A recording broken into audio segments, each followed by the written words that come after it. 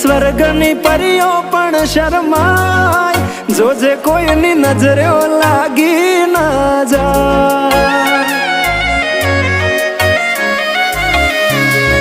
વાલી તું તો રૂપનો કટકો કહેવાય, બારે કાળું ટપકું કરીને નીકળાય, જોજે કોઈની નજરે લાગી ના જાય.